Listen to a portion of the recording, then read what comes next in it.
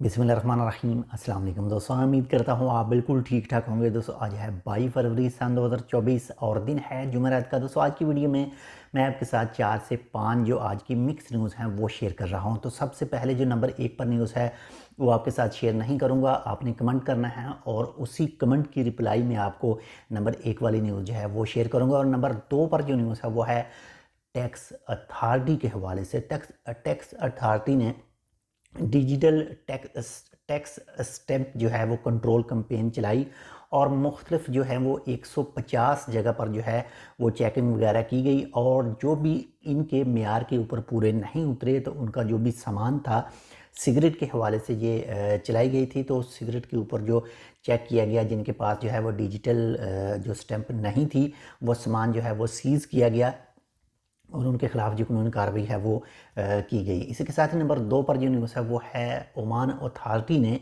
मुख्तलिफ जगह पर जो है वो छापे मारे और छापे मारने के नतीजे में जो है वो गैर कानूनी सामान जो था मुख्तलिफ जगहों पर वो ज़ब्त किया गया, जिसमें अल्कोहल मशरूबात जो हैं वो, इसके अलावा जो गैर कानूनी तौर पर सिगरेट ओमान के अंदर स्मगल किए जाते हैं वो, और इसी तरह का जो दूसरा सामान था जो गैर कानूनी था, तो उनके खिलाफ जो कानूनी कार्रवाई है वो की गई। और इसी के साथ ही नंबर 4 पर जो न्यूज़ है वो है ओमान मौसम के हवाले से। अगर बात करें नेक्स्ट वीक की, तो ओमान के महकमा मौसमियात के मुताबिक कहा गया है कि जो नेक्स्ट वीक है यानी 25 फरवरी से लेकर 28 फरवरी बुध तक जो है वो ओमान एक लो प्रेशर बारिशों का जो एक सिलसिला है वो अफेक्ट करेगा ओमान के ऊपर।